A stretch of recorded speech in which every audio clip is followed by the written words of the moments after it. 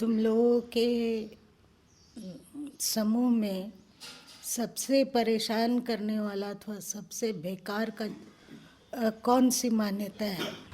वर्ण व्यवस्था भी जो है वो भी वर्ण व्यवस्था। जन्म से वर्ण व्यवस्था कौन लाया होगा? एक बात गुरु माँ के मन में आई है, सो कहो तो शेयर कर दें, पर फिर छूट सकता है। कोशिश करेंगे कि ना छूटे। हैं, लोग कहते हैं ब्राह्मणवाद। हिंदू समाज में ब्राह्मणवाद ने लोगों को बर्बाद कर दिया, मतलब हिंदू धर्म को तोड़ दिया, बिखेर दिया। ठीक से देखो तो दर्जी दलित होता है कि वैश्य वर्ण, वैश्य, क्षत्रिय और ब्राह्मण होता है। अभी जो माना जाता है दर्जी जाति का है, दलित में जो उसको मिला आप समाज का कपड़े बनाइए, सिलिए, उसको एक रोज़गार मिला एक रोज़गार मिला, और आप समाज का वस्त्र बुनिए और अपना भरण पोषण कीजिए और सुखी रहिए, है ना। एक खटिक मतलब कसाई, वो दलित में आता है ना। उसको मिला मीट का व्यापार, मिला एक नाई जो दलित कहलाता है, उसको मिला कि आप समाज के पुरुषों के जब बाल दाढ़ी बढ़ जाए तो आप उनका कटाई छटाई कीजिए और जीवन निर्वाह कीजिए। एक अच्छा रोज़गार उसको मिला। एक लोहार, पता नहीं वो क्या समझा जाता है, उसको मिला कि आप लोहा का कार्य कीजिए और अपना जीवन का निर्वाह कीजिए। एक अच्छा रोज़गार मिला। एक बढ़ई को मिला कि आप लकड़ी के फर्नीचरों का काम कीजिए और सुखी रहिए, अपना जीवन निर्वाह कीजिए। एक रोज़गार मिला। एक सुनार को आप सोने का आभूषण गढ़िए और अच्छा से जीवन निर्वाह कीजिए, उसको एक अच्छा खासा रोज़गार मिला। एक कुम्हार को, उसको कहा गया कि आप मिट्टी के बर्तनों को बनाइए और अथवा और कुछ तरह का निर्माण कीजिए, मिट्टी के भिन्न भिन्न तरह के चीज़ों को बनाइए और अपना जीवन निर्वाह कीजिए। उसको एक रोज़गार मिला अच्छा रोज़गार। और एक चर्मकार को रोज़गार मिला कि वो मरे हुए पशुओं के खाल से, मार के नहीं, मरे हुए पशुओं के खाल से जूते बनाइए, चप्पल बनाइए और भिन्न भिन्न तरीके से जो उसका उपयोग हो सकता है उसको कीजिए और अपना जीवन का निर्वाह कीजिए। उसको भी एक रोज़गार मिला ना। एक स्वीपर को कहा गया कि जो ये सब भी काम नहीं कर सकता था, कुम्हार का काम नहीं कर सकता था, दर्जी का काम नहीं कर सकता था, सुनार का काम नहीं कर सकता था और कुम्हार का काम नहीं कर सकता था और खटिक का कभी काम नहीं कर सकता था और चर्मकार का भी कार्य नहीं कर सकता था। उसको कहा गया कि आप सफाई कीजिए, इसके द्वारा आप अपना जीवन का निर्वाह कीजिए। हमारे पूर्वज लोग पूरा प्रयास किए होंगे कि समाज के हर कैटेगरी के लोगों को उसकी योग्यता के अनुसार रोज़गार मिले और सभी कमाए, सभी फले फूले, सभी सुखी रहें। ठीक है। एक क्षत्रिय को क्या मिला बांट के? देश की रक्षा करें और समाज की रक्षा करें, दस्युओं से बचाए, दस्यु मतलब लुटेरों, दुष्टों से समाज को बचाए, लोगों को बचाए। उसमें उनको जो कार्य मिला, उसमें उनकी पत्नियां, उनकी घर की स्त्रियां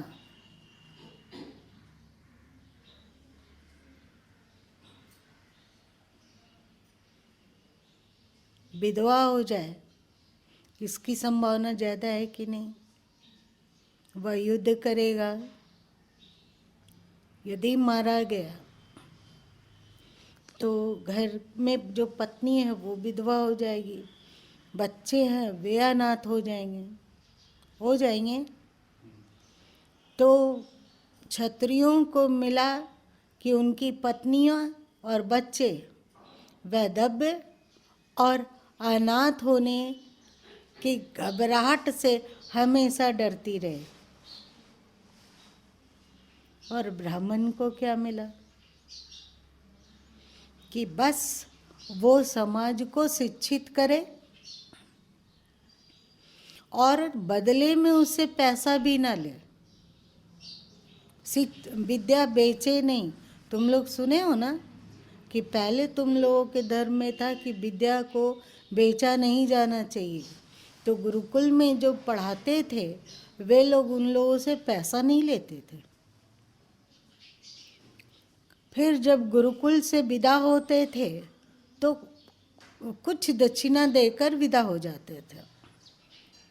तो ब्राह्मण को मिला कि आप समाज को पढ़ाइए, समाज को सही रास्ते का ज्ञान दीजिए और स्वयं जीवन निर्वाह के लिए भिक्षाटन कर लीजिए।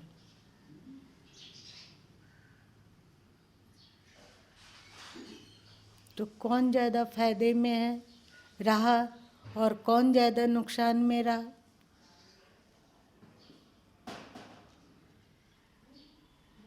जल्दी बताओ।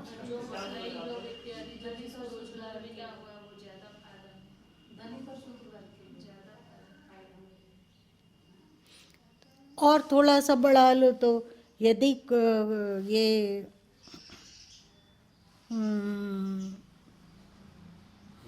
वैसे को भी समेट लो तो उनको बताया गया कि खेती करो और पशुओं का पालन करो और लोगों तक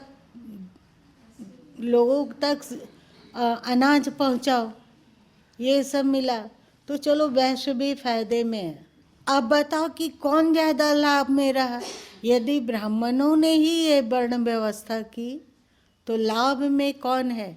किसका स्थायी रोजगार है और कौन ज़्यादा सुरक्षित है? देखो, चुप मत रहो, जवाब दो। स्ट्रगल उनका ज़्यादा है ना और असुरक्षित ज़्यादा है। क्षत्रिय समाज की रक्षा के लिए हो सकता है कि कम उम्र में ही मर जाए। तो कहीं शास्त्र में नहीं लिखा है कि जो असमय मर जाए तो उसकी पत्नी और बच्चों का क्या होगा। तो अपने पीछे छोड़ गया विधवा पत्नी, अनाथ बच्चे और कुल दीपक के बुझ जाने के कारण अंधकार से भरा घर। क्षत्रिय को यही मिला। ब्राह्मण को हाथ में कटोरा मिला। हाथ में कटोरा मतलब भिक्षा करो। इस दृष्टि से क्या लगता है? दलित और वैश्य ज़्यादा सुरक्षित है, ज़्यादा सुरक्षित है। उनको सबको रोजगार मिला हुआ है और क्षत्रिय को मिला मरने का रोजगार और ब्राह्मण को मिला हाथ में कटोरा लेकर घूमने का रोजगार। ये कोई बात हुई? कौन ज़्यादा लाभ में रहा? तो ये बात कहना कि ब्राह्मणों ने बहुत दुष्टता की, एक वर्ग को ही शूद्र घोषित कर दिया। तो ये देखो कि वो अपने लिए क्या लिया। और केवल छुआछूत बुरा है, शूद्र होना बुरा नहीं है, पर जब समाज उसको अछूत कह देता है तो ये बुरा है। अछूत शब्द बुरा है, वर्ण व्यवस्था बुरी नहीं है।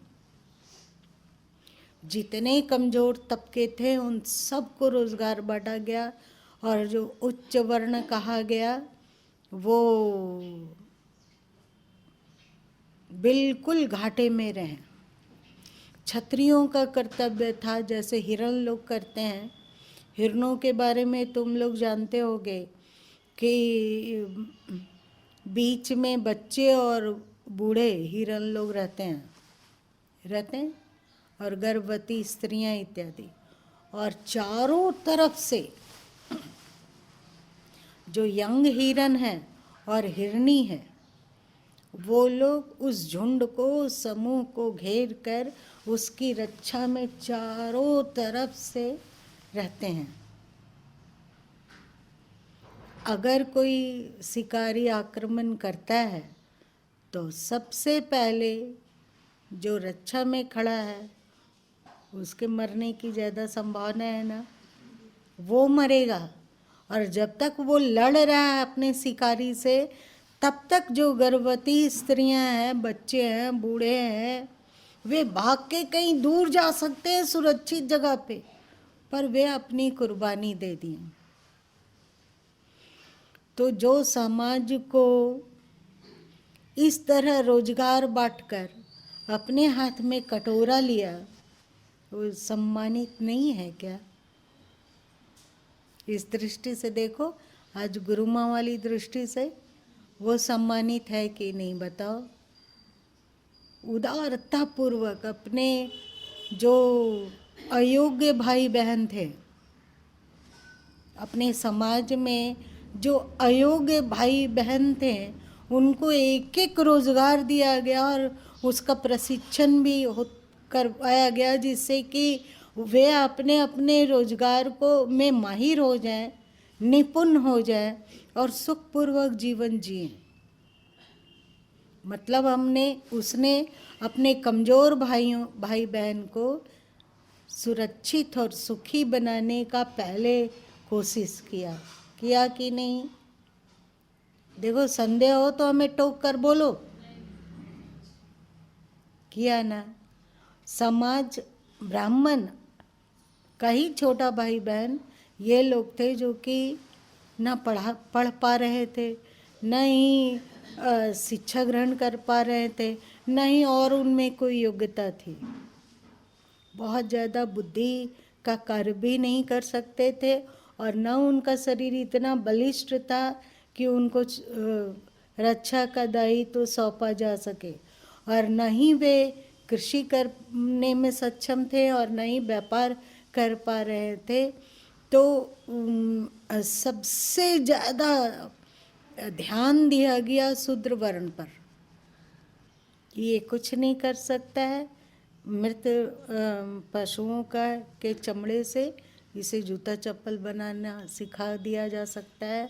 कुम्हार को ऐसे रोजगार दिया जा सकता, कुछ लोगों को कुम्हार बनाया गया, कुम्हार का रोजगार दिया गया। ऐसे क्या मिला क्षत्रिय और ब्राह्मण को? तो ब्राह्मण जो अपना छोटा भाई बहन को अपना सब कुछ दे दिया, वो अभी भी शिक्षा देता रहता है। ब्राह्मण का काम क्या है? शिक्षा देना। सबको शिक्षा दो, और अपने लिए क्या रखा? हाथ में कटोरा। ऐसे बड़े भाई का सम्मान होना चाहिए या नहीं? घर में यदि 4 भाई हैं, एक भाई कुछ नहीं कर पाता है, कुछ भी नहीं कर पाता है, पता नहीं वो मंदबुद्धि का है या और क्या है, ये पता नहीं है, कुछ नहीं कर पाता है, तो आप उसको काम दे दिए कि देखो तुम नहीं कमा पाते हो, नहीं कुछ रोजगार कर पाते हो, तो ऐसा करो कि घर में जो सामान की आवश्यकता हो बाजार जाओ और उसको खरीदो, खरीद के ला दो। और अन्य लोग थोड़ा सा घर की साफ सफाई पर ध्यान दो, अथवा और जो तुम समझते हो कि तुम कर सकते हो करो। उन्होंने दूसरा भाई, ना वो बलिष्ठ था ना उसका बुद्धि तेज था, उसको कहा गया कि तुम खेती कर लो और पशुपालन इत्यादि करो, जिससे कि अच्छा से घर चल सके। और क्षत्रिय को कहा गया कि तुम, एक जो उससे बड़ा भाई था उसको कहा गया, मतलब एक भाई को कहा गया कि तुम परिवार की रक्षा का दायित्व लो, और बड़ा भाई सबका सुख का ख्याल रखे, सबको शिक्षा दे, सबको धर्म का ज्ञान बताए, सबको अध्यात्म से पहचान करवाए, और एक सदाचार युक्त सज्जन मनुष्य को बनाने का प्रयत्न करे। और बदले में उसको क्या मिलेगा कि वो घर घर जाके भिक्षा मांग ले और अपना पेट भर ले, अपने परिवार और अपना पेट भर ले। हो सकता है इस त्याग की वृत्ति के कारण ब्राह्मण पूजनीय हो गए हों, मतलब आदरणीय हो गए हों। यदि बड़ा कोई भाई अपने परिवार के लिए अपना सुख को तिलांजलि दे रहा हो, तो परिवार में सम्माननीय हो जाता है कि नहीं, अथवा होना चाहिए कि नहीं। और जो परिवार के लिए अपने शरीर को मरने दे रहा है, मतलब वो मृत्यु को भी वरण कर रहा है जो परिवार के लिए, जो भाई, क्या उसको सम्मान नहीं मिलना चाहिए?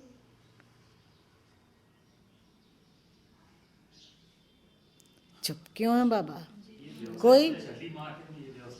कोई परिवार के लिए प्राण न्यौछावर कर रहा हो, परिवार के सुरक्षा के लिए कोई प्राण न्यौछावर कर रहा हो, तो उसको वो सम्मानित है कि नहीं? नहीं, इसकी व्याख्या बाद में की जाने लगी, और फिर जो ये हम बड़ा है तुम छोटा हो, ये खत्म होने लगा।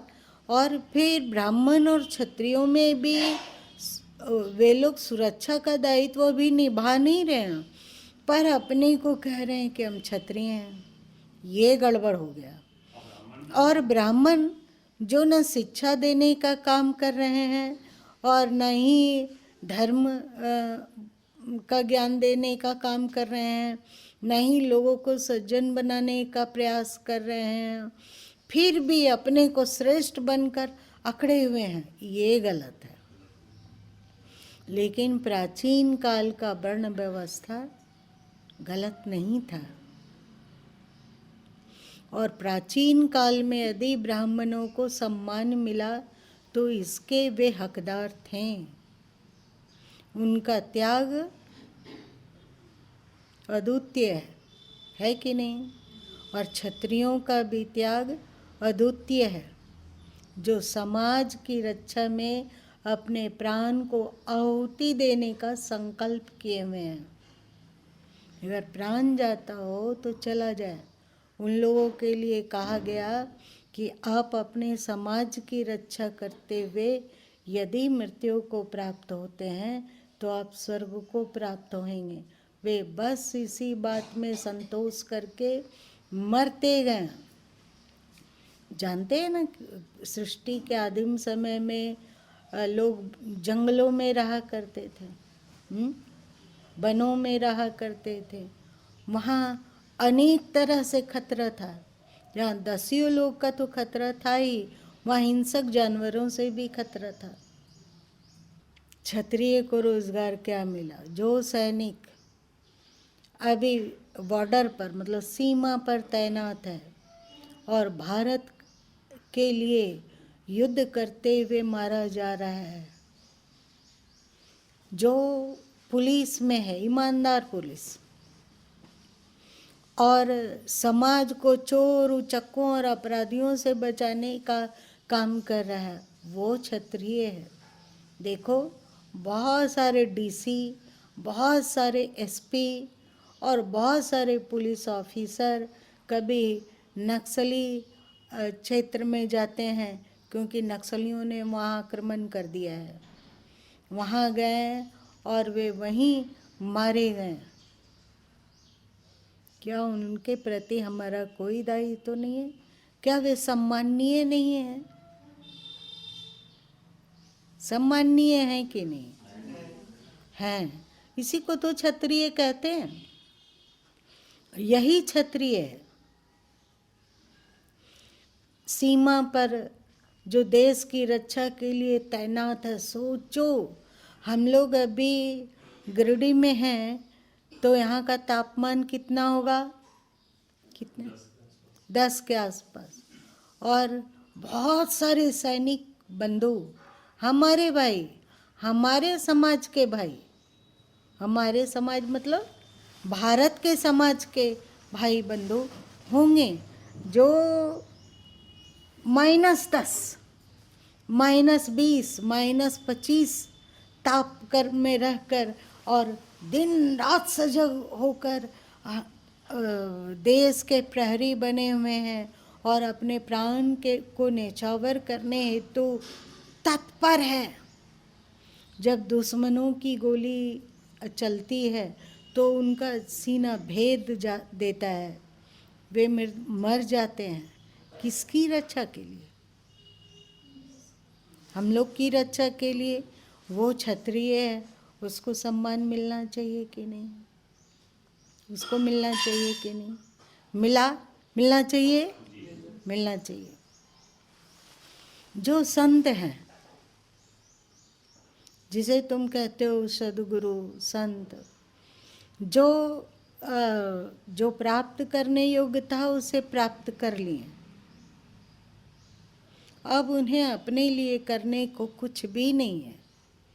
वे केवल समाज को प्रेम की शिक्षा देते हैं, सद्गुणों की शिक्षा देते हैं, सज्जन बनने की शिक्षा देते हैं और एक अच्छा इंसान बनने की शिक्षा देते हैं और बदले में कुछ नहीं चाहते। जो समाज के लिए लिखते हैं, समाज के लिए पढ़ते हैं और यदि समाज से उनको दान मिलता है तो वे उस दान को किसी समाज के हितकारी कार्य में लगा देते हैं। वे क्या अपने लिए रखे हुए हैं? आप यदि पहने हुए हैं, जो पहने हुए हैं आप कपड़ों को, उसकी कीमत लगाइए और जो एक सच्चा सद्गुरु, सच्चा संत जो वस्त्र पहने हुए हैं उनका कीमत लगाइए। दोनों में कितना अंतर है। आप जो खाते हैं वो और जो संत लोग, सद्गुरु लोग भोजन करते हैं वो, उसमें कितना अंतर है, देख लो। वे सुख के बीच में रहकर भी सुख भोगी नहीं है। समाज उन पे बहुत ध्यान देता है, परंतु वो उसे अपने उपभोग में नहीं लगाते, फिर से किसी श्रेष्ठ कार्य में समाज को ही लौटा देते हैं। ये हुआ ब्राह्मण। ब्राह्मण आदरणीय है कि नहीं? ये वर्ण कोई जन्मजात हो ही नहीं सकता है क्या? यदि आप गुरु माँ को ब्राह्मण मान रहे हैं, मान लो, यदि मान रहे हैं, तो क्या गुरु माँ जिस परिवार में जन्म लिए उसमें से सबको आप ब्राह्मण मानेंगे? क्या आप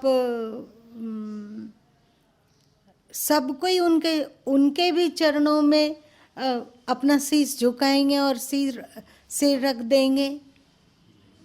तो बताओ, ये ब्राह्मण तो जाति से आ रहा है या अपना गुण और कर्म से? स्वभाव और संस्कार से, तो पहले ऐसे ही था। परिवार में, एक ही परिवार में यदि 4 भाई है तो एक शूद्र का कार्य करने लगा, एक वैश्य का कार्य कर रहा है, एक क्षत्रिय का और एक ब्राह्मण का, और सब घुल मिल के रह रहे हैं प्रेम पूर्वक। जब आज जो शूद्र का कार्य कर रहा है भाई, उसका बेटा बुद्धिमान हो गया, बुद्धिजीवी हो गया, तो फिर वो ब्राह्मण का कार्य करने लगेगा। लेकिन ब्राह्मण और क्षत्रिय को बहुत ज़्यादा कुछ नहीं मिलता है।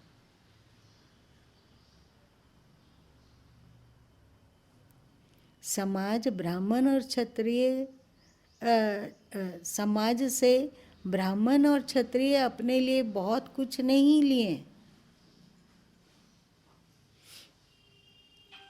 बताओ क्या समझे आज की दृष्टिकोण को पाकर? जो देर से आए वो तो नहीं सुने पूरा, कोई बात नहीं, लेकिन जो पहले आए वो तो क्या समझे? संस्कार से व्यक्ति है सो ब्राह्मण या क्षत्रिय को प्राप्त करता है। जो भी आदमी जन्म ब्राह्मण से है, आदमी जो ब्राह्मण कर्म से ब्राह्मण है, जो क्षत्रिय कर्म से क्षत्रिय है, वो सामान्य है। सामान्य है कि नहीं? हैं।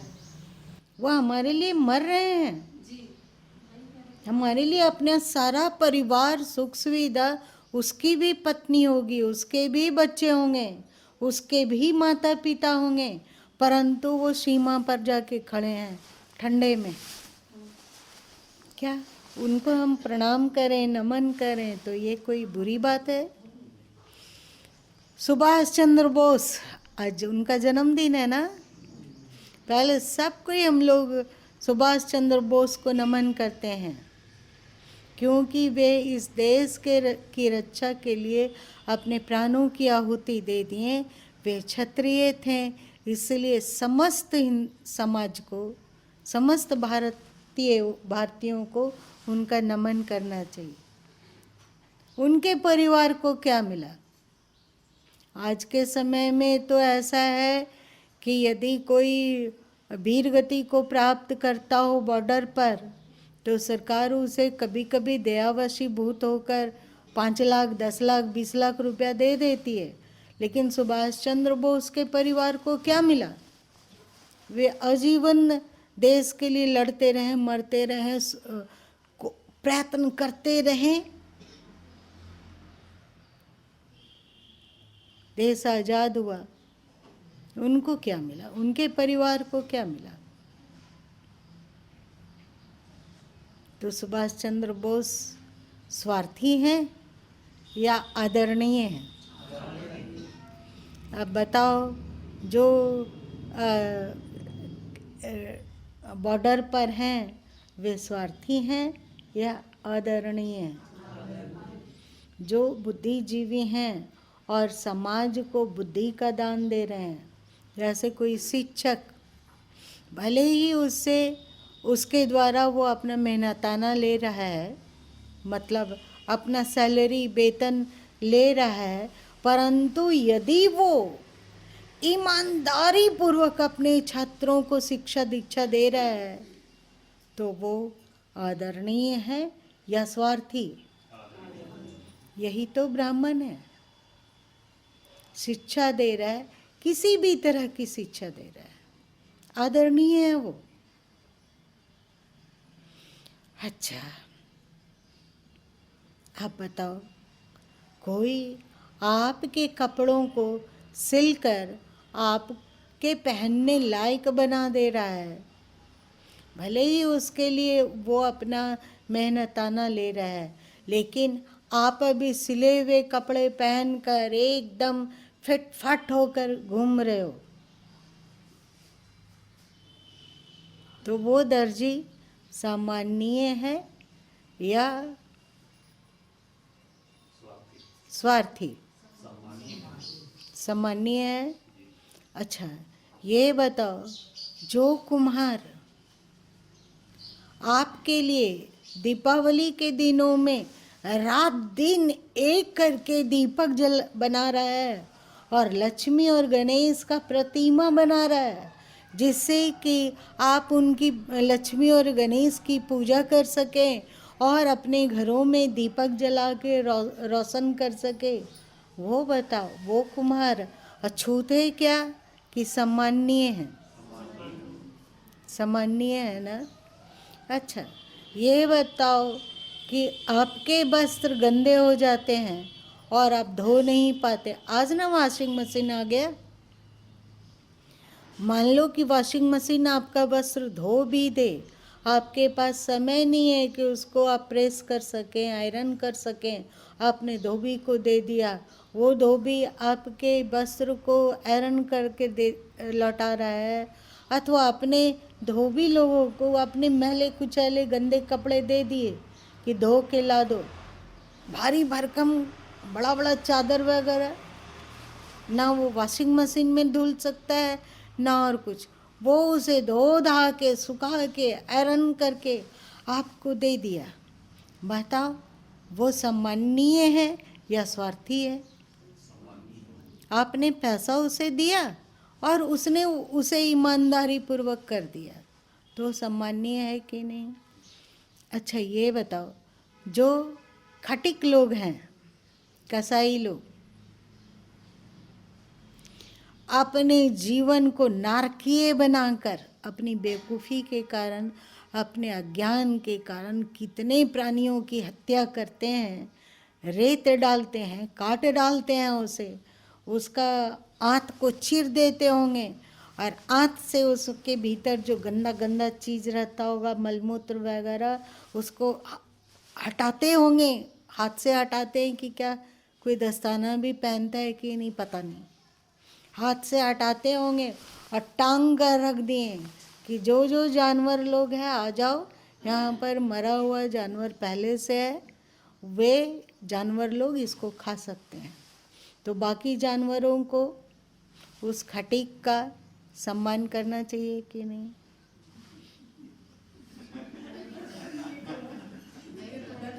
जानवर लोग के लिए वो कर रहा है ना, आपके लिए थोड़ी कर रहा है। जानवर कहाँ जाता है? वो भूखे प्यासे मर ही जाता है। तो जानवर लोगों के लिए वो अपने दुकानों में मांस को लटका दे रहा है मार के। क्या जो खाएगा मांस को, शेर भालू यही लोग हैं, जंगली जानवर। जानवर उसको कहा जा रहा है हाँ, जो मांसाहारी है।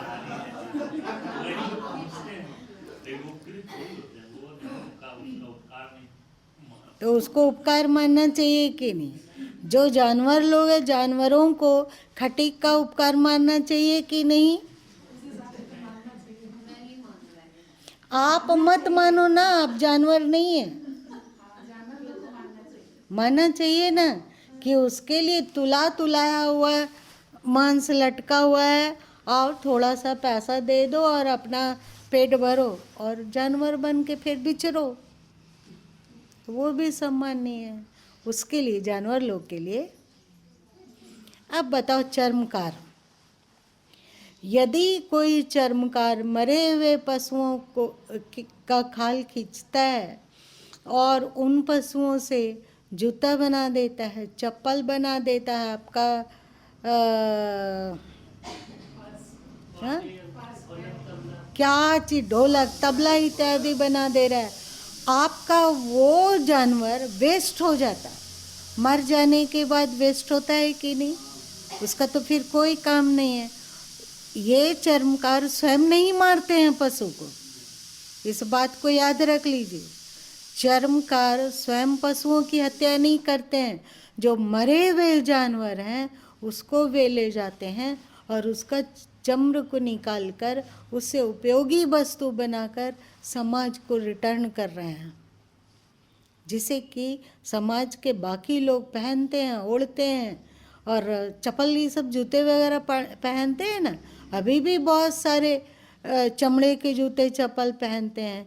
तो आज ना बड़े बड़े कत्ल खाना और बड़ा बड़ा मशीन लग गया कि जिंदा ही चमड़े को खींच लो और उसके द्वारा मशीन कारखाना बना हुआ है, उसके द्वारा आप जूते बनवा लो, चप्पल और अजीब अजीब तरह का सैंडल और बेल्ट और बैग, पर्स इत्यादि बना लो। तो ये लोग, ये जो अभी बना रहे हैं वो कारखाने वाले लोग, और जीवित ही जानवरों के चमड़े को निकाल ले रहे हैं जिससे कि कोमल रहे। उसे तो आप अछूत नहीं मानते हैं उन कारखाने वाले लोग को। आप कहते हैं अरे बाबा ये तो बड़ा कारखाना है उसके पास, उसके यहाँ से वन जूता चप्पल और सैंडल पर्स जो बन के निकलता है वो देखने लायक है। भाई हमें तो इसी कंपनी का जूता चाहिए, ऐसा कहते हैं ना। हम उस कंपनी को सम्मान दे रहे हैं।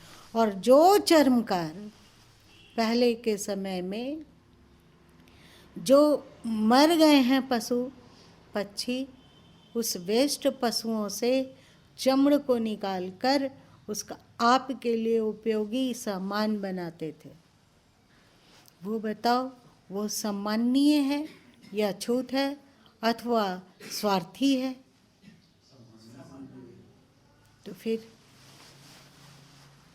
इस बात को भूल जाने के कारण ही छुआछूत, नफरत, द्वेष फैलता है। इस बात को जो हम लोग यदि जान लें कि यहाँ जितने भी समाज के लोग हैं सब सम्माननीय हैं। पहले के समय का वैश्य लोग तो, जिसको आप किसान कह सकते थे, ऐसा नहीं था कि किसानी के द्वारा किसानी शुरू किए 2 हेक्टेयर ज़मीन से और धीरे धीरे करके कमाते गए, ज़मीन बढ़ाते गए, कमाते गए, ज़मीन बढ़ाते गए, और अभी उनके पास 100 हेक्टेयर ज़मीन है अथवा 100 बीघा ज़मीन है, 50 बीघा ज़मीन है, 70 बीघा ज़मीन है। फिर भी हमें और सुविधा दो और सुख दो, सरकार के सिर में तबला बजाते रहते हैं और सब सम्मानित होकर अन्नदाता की जय, अन्नदाता की जय। वैश्य से मतलब एक किसान से समाज बहुत उपकृत होता है कि नहीं? वे अन्न उत्पन्न करते हैं तो फिर हम लोग अन्न का भोजन करते हैं जिससे हम लोगों का प्राण बचता है। निश्चय ही वे बहुत सम्माननीय है। लेकिन यदि एक किसान को मतलब एक वैश्य को अहंकार हो कि हम देते हैं तो लोग जीता है, नहीं तो सब मर ही जाएगा, खाएगा क्या? तो एक दर्जी भी कह सकता है कि हम सिलते हैं इसलिए वो पहनता है वरना नंगा घूमता, कह सकता है कि नहीं? एक जो स्वीपर का काम कर रहा है वो भी कह सकता है कि हम साफ सफाई करते हैं इसलिए लोग स्वच्छता अभियान चलाए हुए हैं, तो कुछ चलाए हुए हैं, कुछ चलाए हुए हैं। यदि हम साफ सफाई छोड़ दें तो फिर स्वच्छता अभियान अथवा स्वच्छता की हवा निकल जाएगी। तो वो क्या गलत कहता है?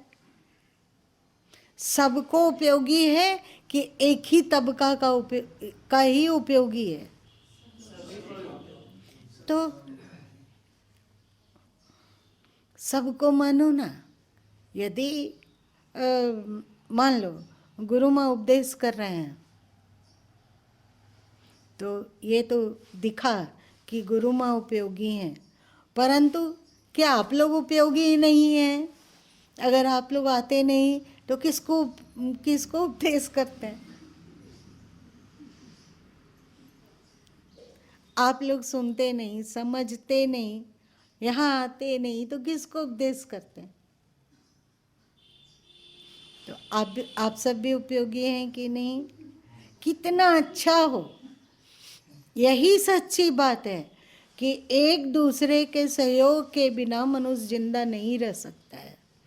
सबका समाज में कुछ न कुछ योगदान है, सभी का योगदान है, इसलिए सभी समान रूप से स्मरणीय हैं यदि कोई विशेष रूप से स्मरणीय कहा जाए कि कोई विशेष रूप से स्मरणीय है, तो हमें तो लगता है कि बॉर्डर पर तैनात सैनिक सबसे ज़्यादा उपयोगी है, सबसे ज़्यादा सम्माननीय है। क्योंकि वो बॉर्डर की रक्षा नहीं करते तो यदि दुष्ट लोग मतलब दुश्मन देश अंदर घुस आता अथवा पुलिस नहीं होती और आतंकवादी चारों ओर आतंक मचाने की खुली छूट पा लेता, तो क्या हम लोग ब्राह्मण उपदेश कर सकता है? वह उस स्थिति में कर सकता है? हम लोग, आप लोग श्रोता हैं, क्या आप लोग शांति से यहाँ बैठ पाते? किसान लोग क्या निडर होकर खेती कर पाता? कर पाता? नहीं कर पाता। तो क्या ये कारीगर लोग, जिसको कि आप दलित कहते हैं, वे लोग अपना काम कर पाते? तो भाई गुरु माँ को तो लगता है कि सबसे ज़्यादा आदरणीय कोई है तो है वो बॉर्डर पर तैनात सैनिक और कानून व्यवस्था बनाए रखने वाला प्रशासनिक सेवा अधिकारी, चाहे वो पुलिस हो, चाहे वह दरोगा हो, चाहे वो जो हो। बाकी वो इस कार्य को करते हुए गलत कार्य कर रहा है तो उसकी बात अलग है, लेकिन इसका सम्मान होना चाहिए। सबसे ज़्यादा सम्माननीय वही है। और बाकी हम लोग क्या हैं बाबा? हम शिक्षक हैं, हम उपदेष्टा हैं, अथवा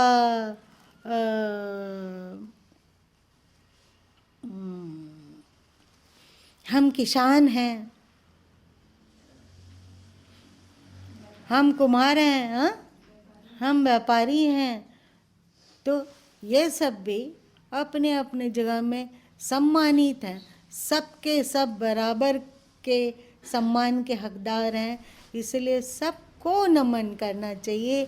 एक अगर सिर पर चढ़ने लग जाए ना कि धरती में हम सबसे ज़्यादा सम्माननीय हैं, तो वो वैसा ही अपराध है जैसा एक दिन ब्राह्मण लोग सिर पर चढ़ने लगे थे और कहने लगे थे कि केवल हम ही उपयोगी, हम सबसे ज़्यादा उस ऊपर हैं, तो वो गलत था। वैसे ये भी गलत है कि किसान कहे कि हम अन्नदाता हैं, हमारी सब मांग मानो, चाहे देश रहे या डूबे, उसे मतलब नहीं है। बस हमें हमारे स्वार्थ से मतलब है, हमारे सुख सुविधा से मतलब है।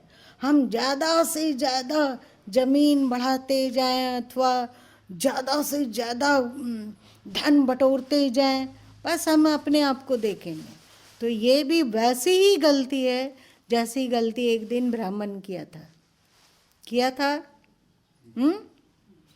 चाहे कोई भी जो आयुध बनाता है, कौन बनाता है?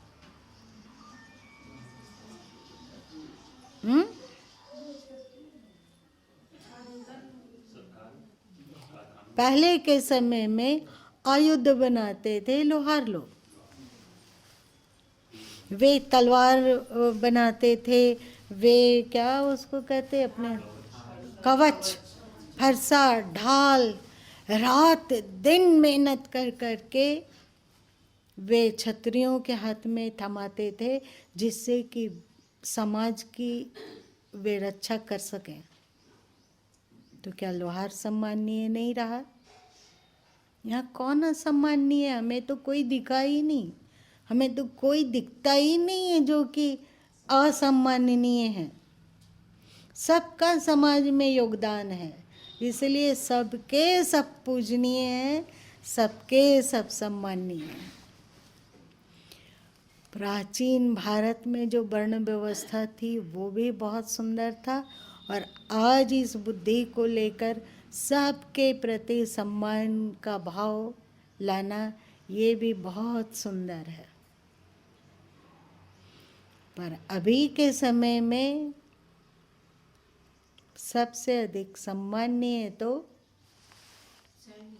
सैन्य शक्ति है अथवा प्रशासक वर्ग है, अथवा अगर सही डिसीजन लेने वाला हो तो सरकार है। उसी के छाया तले तो हम लोग आराम से सोते हैं, जागते हैं, उठते हैं, अपना काम धंधा करते हैं, जीवन जीते हैं, है ना। कहने का तात्पर्य सब में वही प्यारा प्रभु झांक रहा है, सब में वह जितनी मात्रा में समाज की सेवा कर पाता है उतने ही मात्रा में वो सम्माननीय है।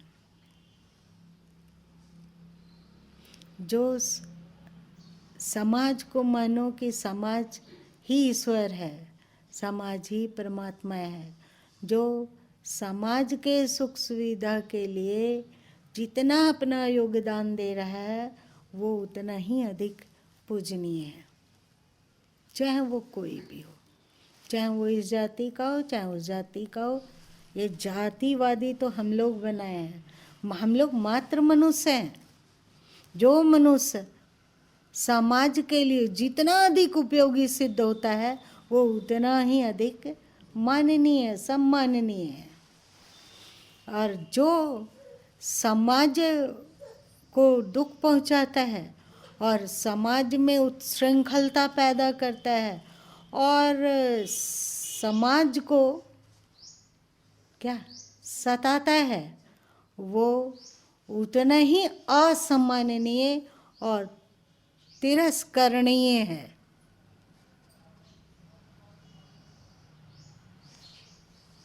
क्या आप लोग बोलो कि ये सब क्यों बोलते हैं? हम लोग तो ये सब जानते हैं। कोई आध्यात्मिक उपदेश करते हैं,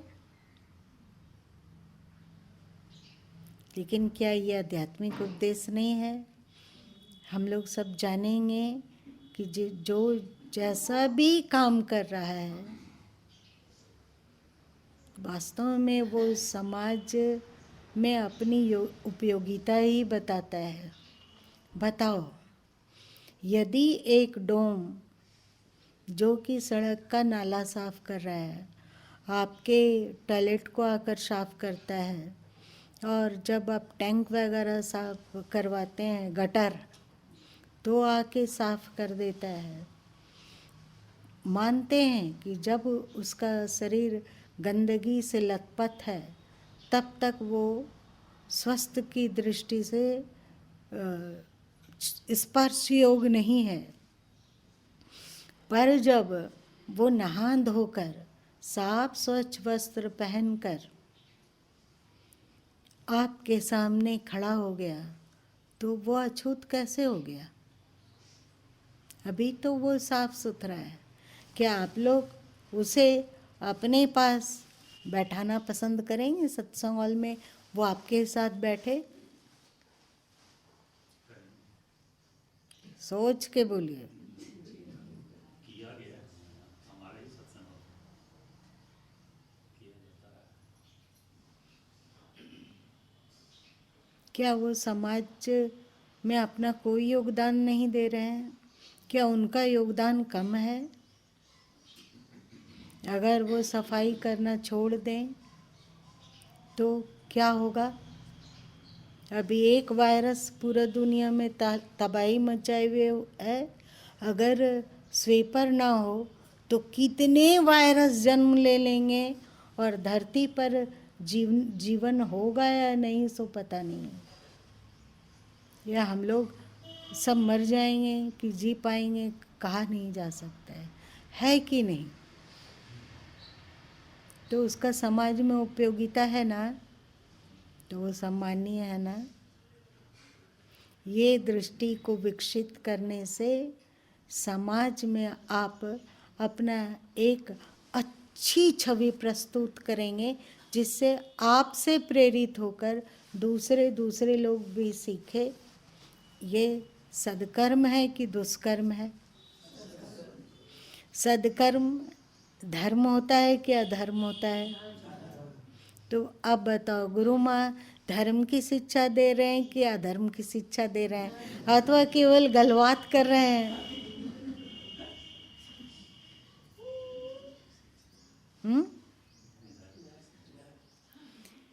इसलिए हे भगवान, कौन सा गीत ऐसा गाएं जिसमें जिसके द्वारा आपने जिन जिन भी प्राणियों, जिन जिन भी मनुष्यों को बनाया, उन अथवा अन्य अन्य प्राणियों को बनाया, सबके प्रति नमन व्यक्त होता हो। बुद्धि ही काम नहीं करती है कि कौन सा ऐसा गीत गाया जाए जिसमें सबके लिए नमन हो। दर्जी के लिए भी नमन, स्वीपर के लिए भी नमन, चर्मकार के लिए भी नमन, कुम्हार और किसान के लिए भी नमन, लोहार के लिए भी नमन, सोनार के लिए भी नमन। आप लोग जो कान के बुंदे पहनते हो और शादी ब्याह में सज धज कर तैयार होते हो, वो कहाँ से आया? यदि सोनार नहीं होते तो सबको नमन, सबको नमन, सबको नमन। सबसे प्रेम, क्योंकि सब के हम लोग ऋणी हैं। और लेकिन अगला ये ना समझे कि हम तो ऋण देने वाले हैं, हम ऋण नहीं लेते हैं। ये मूर्खता है। जैसे किसान समझे कि हम अन्न उपजाते हैं तब लोग जिंदा रहते हैं, नहीं तो सब साधो ये मुर्दों की गाम हो जाता है। इसलिए हम दाता हैं, वे दाता हैं, पर वे अन्य दाताओं से भी ग्रहण करते हैं।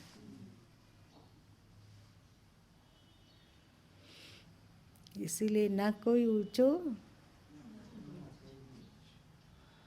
सब बराबर है, सब स्मरणीय है और सब धन्यवाद के पात्र है। अहो भाव से भर जाओ, खुश हो जाओ, आनंदित हो। डॉक्टर भी उपयोगी है, नर्स भी उपयोगी है, सबको ही। बाबा किसका नाम लें, किसका नाम छूट जाएगा? जो हम लोगों के लिए वस्त्र बनाए, जो व्यापारी हम तक पहुंचाए, सबको नमन।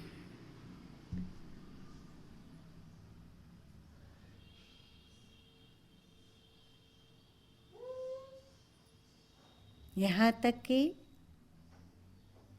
थोड़ा सा दृष्टि बारीक करोगे तो कीड़े मकोड़ों को भी नमन करना होगा।